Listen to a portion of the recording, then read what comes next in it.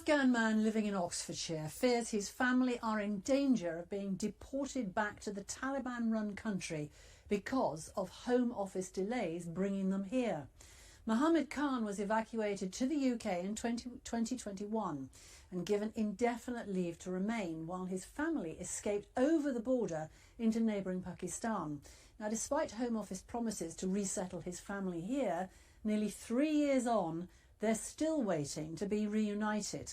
Catherine da Costa has the story. Every day, Mohammed calls his wife and children in Pakistan. They've been separated for nearly 3 years. His son and daughter barely know him. Deportations of Afghans who fled to Pakistan are due to resume this week. Mohammed and his wife fear for what will happen to them. In the hand of Taliban, they might die over there. It's the worst scenario. So she is saying why the Home Office is not doing anything, why they are not helping us.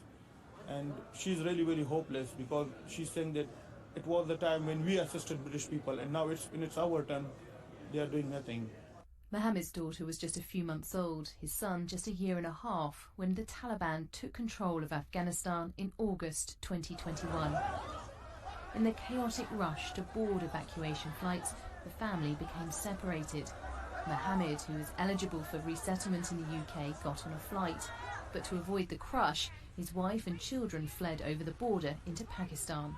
This is the place where I am living from last 3 years. Since then, Mohammed's been living in temporary accommodation in Oxfordshire while studying for a master's in construction management. He's desperate to start a new life here, but is still waiting for the UK government's promised family reunion scheme. Every time I ask them what's the plan for my family, they were like just giving me promises that we are going to bring them, just give us some time. And then, when time passes, my hope was I was hopeless. I was thinking that they're just giving us words and not acting on their words.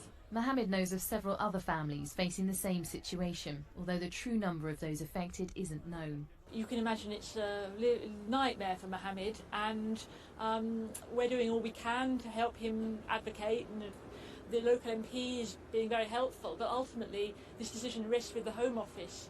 And it's for them to make good on their promise to Afghans who help British forces, and so far they failed to do that. In a statement, the Home Office said, "The government continues to work with partners in the region to evacuate eligible people and are committed to bringing more Afghans to the UK in the long term.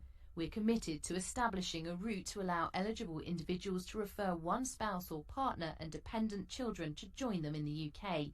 We anticipate to see the first referrals in the first half of 2024. Having helped British forces in Afghanistan, Mohammed says it's only right the government does everything it can to protect his family. Catherine da Costa, BBC South Today.